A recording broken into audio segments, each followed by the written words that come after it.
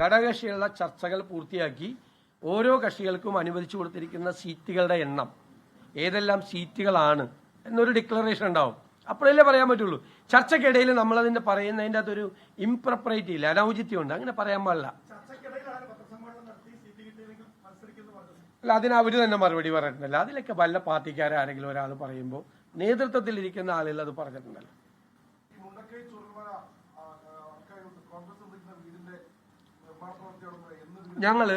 ഞങ്ങൾ ആദ്യത്തെ ഘട്ടം സ്ഥലം എടുത്തു, 3.5 ഏക്കർ സ്ഥലം എടുത്തു. ഇനി അടുത്ത ഒരു സ്ഥലം കൂടി അതിനോടനുബന്ധിച്ച് തന്നെ അതിൻ്റെ നടപടിക്രമങ്ങൾ പൂർത്തിയായി ഉടനെ രജിസ്ട്രേഷൻ നടക്കും.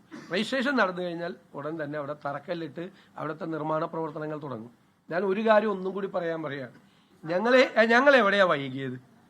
ഒരു കൊല്ലം എടുത്ത് സർക്കാർ ഇല്ലേ, ഞങ്ങൾ സർക്കാരിൽ നിന്ന് ലീഗ് നേരത്തെ തീരുമാനിച്ചു, അവർ വേറെ അവസാനമായപ്പോൾ അവർ തീരുമാനിച്ച് സ്ഥലം ഏറ്റെടുത്തു. സർക്കാർ ഞങ്ങൾക്ക് സ്ഥലം മേടിക്കാനുള്ള പദ്ധതി ഉണ്ടായിരുന്നില്ല.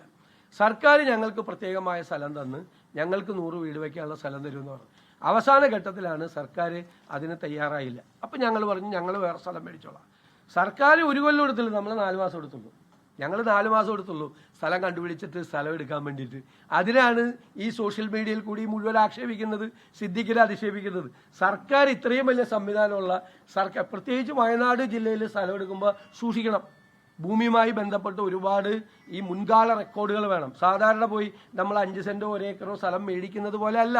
ഭൂമിയുമായി ബന്ധപ്പെട്ടുള്ള ക്ലെയിമുകളുണ്ടോ, ഗവൺമെന്റിന് ക്ലെയിമുണ്ടോ, പ്ലാന്റേഷൻ ഭൂമിയാണോ എന്നൊക്കെയുള്ള പരിശോധനകൾ, നിയമപരമായ പരിശോധനകൾ നടത്തണം. എന്തുകൊണ്ടാണ് നിങ്ങൾ സ്ഥലമെടുക്കാൻ വൈകുന്നത് എന്ന് മുഖ്യമന്ത്രിയോട് ഞാൻ നിയമസഭയിൽ ചോദിച്ചപ്പോൾ മുഖ്യമന്ത്രി എന്നോട് പറഞ്ഞ മറുപടിയാണിത്. എന്തുകൊണ്ട് 1 കൊല്ലം എടുത്തെന്ന്. ഗവൺമെന്റിന് 1 കൊല്ലം എടുക്കാം, കോൺഗ്രസിന് 4 മാസം എടുക്കാൻ പറ്റില്ല. ഞങ്ങൾ വാങ്ങിച്ചു കഴിഞ്ഞു, ഞങ്ങളുടെ സ്ഥലവും നിർമ്മിക്കും. പിന്നെ 100 വീടിന്റെ പൈസ കർണാടക ഗവൺമെന്റ് കൊടുത്തല്ലോ. ആര് പറഞ്ഞു? അത് നിങ്ങളുടെ കണക്കാണ്.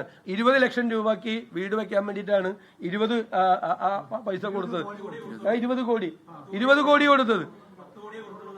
അല്ലല്ല, അത് ഘട്ടം ഉണ്ടാവില്ല. പൈസ കൊടുത്തല്ലോ, അവിടെ അത്രയല്ലേ ആയുള്ളൂ. പൈസ കൊടുത്തല്ലോ.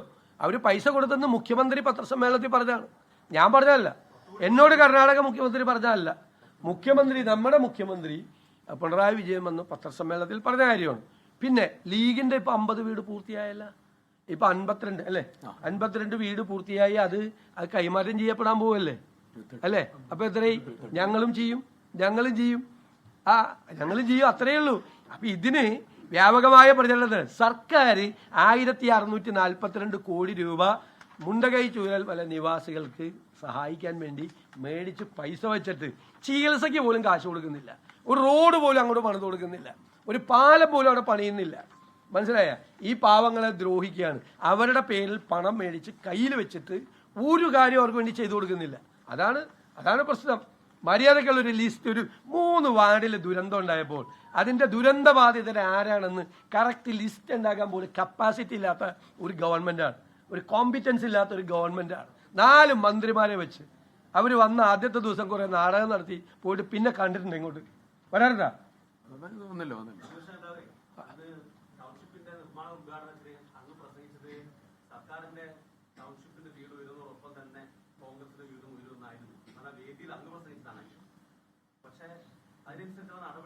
അതെങ്ങനെയാ ചെയ്യുന്നത്? സർക്കാരിന്റെ എല്ലാ നടപടിക്രമങ്ങളും പൂർത്തിയാക്കി.